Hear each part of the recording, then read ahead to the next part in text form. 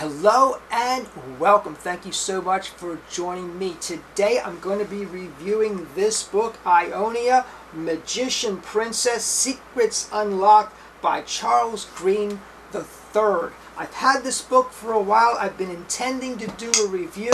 I haven't done it because I've been savoring it. I've been reading every page. I've been studying every line.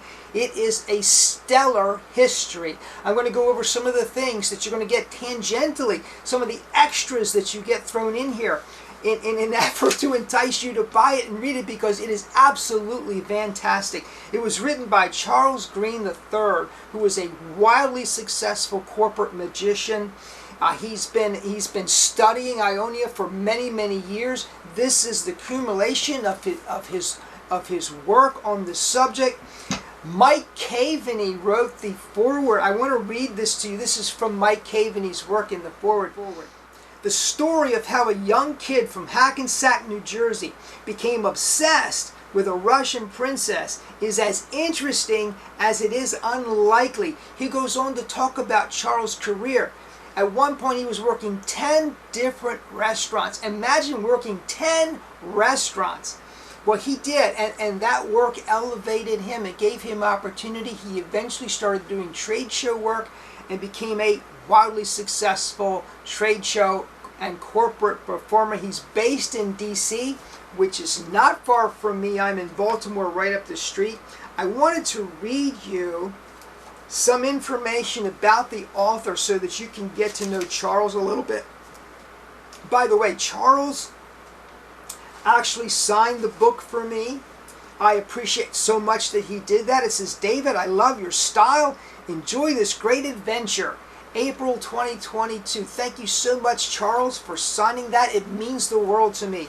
So here's a little bit about the author.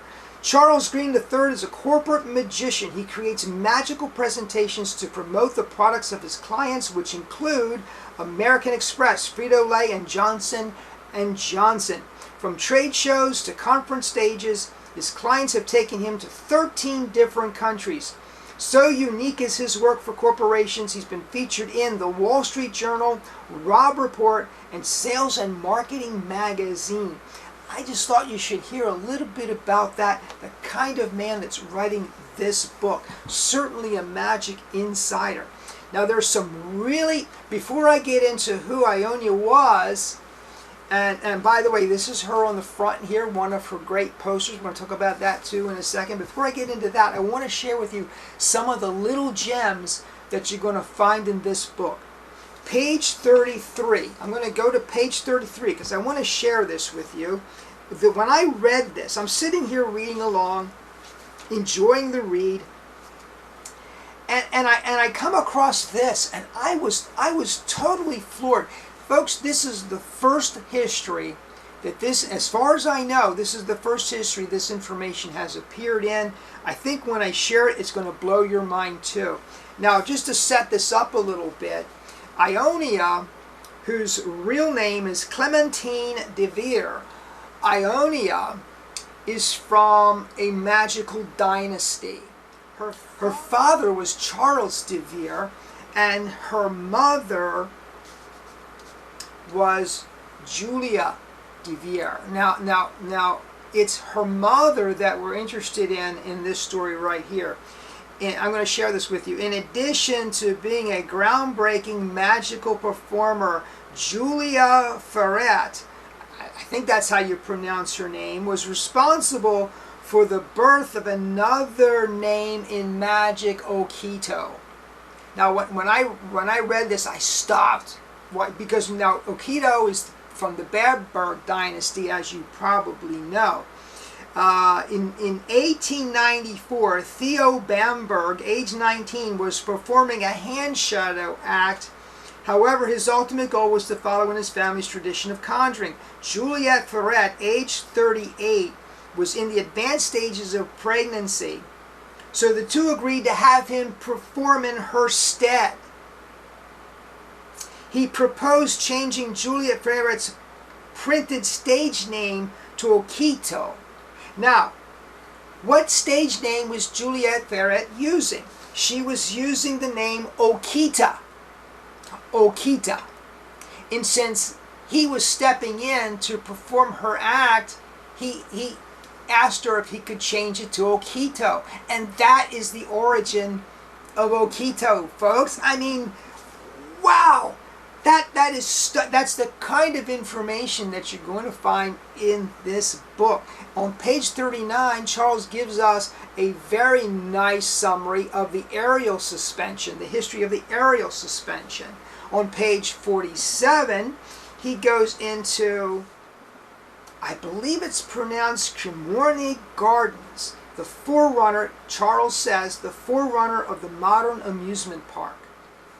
On page 103, he references Belle Epoque, which means beautiful epoch.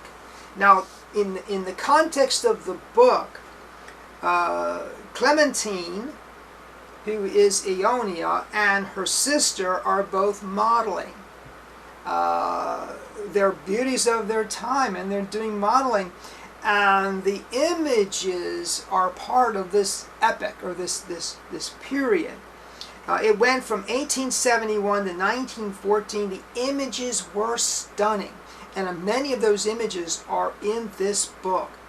A period characterized by optimism, regional peace, economic prosperity, colonial expansion, and technological, scientific, and cultural innovation. The arts flourished in this period with numerous masterpieces of literature, music, theater, and visual art gaining extensive recognition. In a sense, it was the European Golden Age. In contrast with the horrors of the Napoleonic Wars on the one side and World War I on the other side. World War I was a dramatic change, brought dramatic change to Europe and to the world. I think we can't appreciate that. You know, I was watching a program I think it was American Pickers is what it was, and they were looking at someone's collection who collected memorabilia from World War II, and the collector said he brings high school students in to look at the collection because they don't know anything about World War II. They're not getting that education anymore in the schools, let alone World War I. So it's hard to appreciate the dramatic social shift that World War I caused. It was certainly a loss of innocence, brought an end to the beautiful epic, but it's referred to briefly in the book. On page 111, Charles said that Clementine, Ionia, invented the change bag. Now, what magician has not used a change bag in their act at one time or another? By the way, I'm still using one. It's in my act right now. I use a change bag. I use a clear change bag. It's a net. It's a very convincing, very deceptive change bag, but it's a change bag. Well, I owe it to Ionia. On page 155, Charles gives us a history of lithography.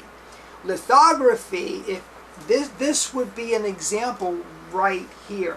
Back in the golden age of magic. Now the age of lithography would have been roughly 1890 through 1930. So that's the golden age right there. What would happen is the front person, the person who was doing publicity in front of the show, would come into a town and they would canvass the town, cover it with these beautiful posters.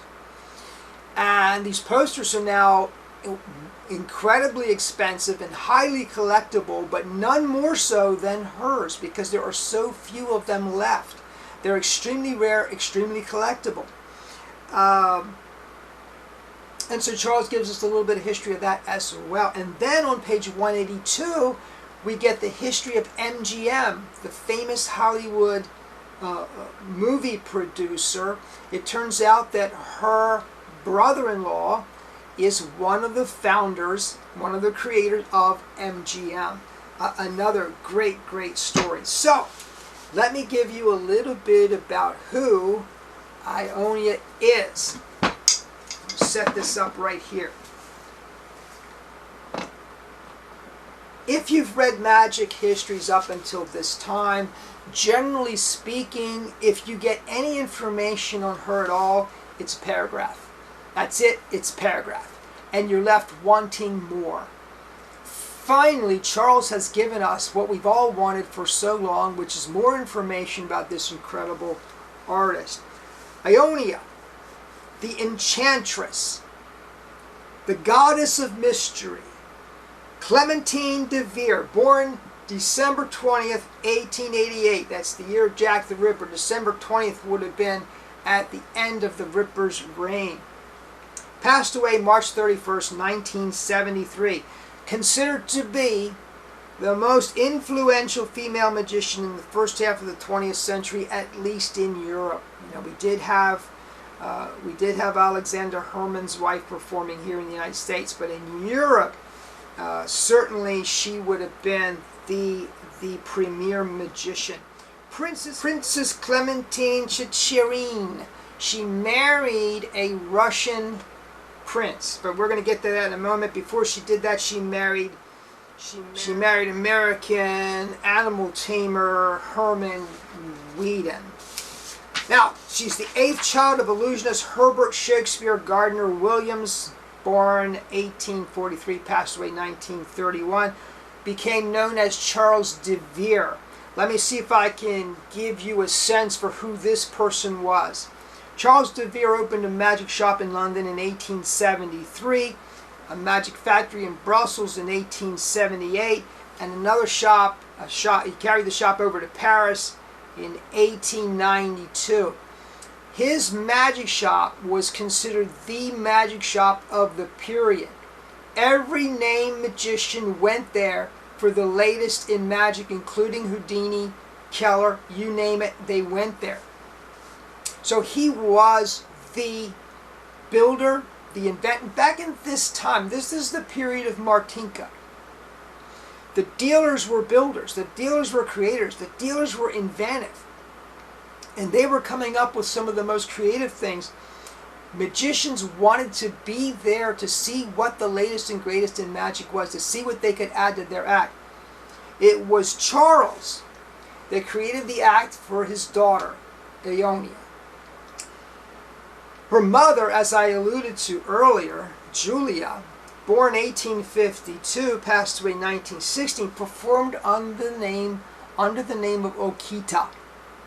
Of course, later, Bamberg took the name of Okito, based on her act, which, God, it's just stunning, stunning. One of Clementine de Vere's sister was the French actress named Elise, 1879 to 1917. May 5th, 1904, at the age of 15, she marries the American animal tamer, works with the circus, Herman Weedon. From her marriage with Weedon, she had a son, Frank, 1907 to 1984, who later became known as Frank Wertheim Tchitcherine. I'm having a hard time with that name, but that's a Russian name. He took the name of his stepfather, when his mother married him, and we'll get to that in a second. She performed under the name of Ionia from June 1908. Now, in June 1908, she took the name, the act that she became known for, the Illusion Act, wasn't developed until a little bit later. She continued to perform until October 1913. Now, that's not a very long career. From 1908 until around 1910, Clementine's act consisted of trained animals. Now, there's some pictures in here, and Charles sent me a postcard, which I adore, walking a bear through a park, a crowded park. People coming over to look at the bear.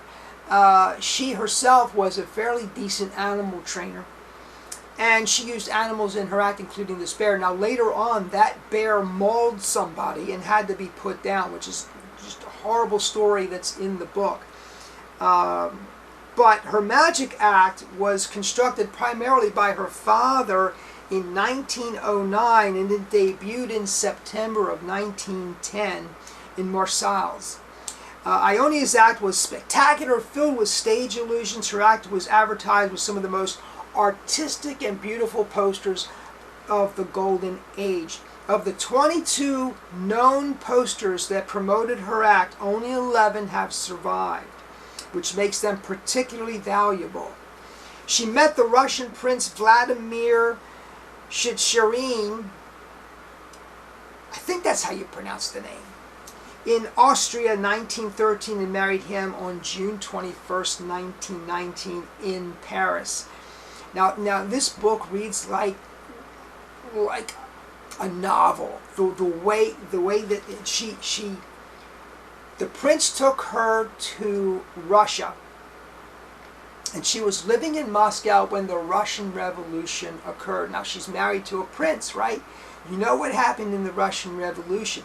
She was hiding in a cellar in a hotel for 3 months during the course of this revolution. Everything she had in Russia was lost. She had to escape. In the 1920s, she lived temporarily with her second husband in Washington, D.C., here in the United States, and then later in Paris.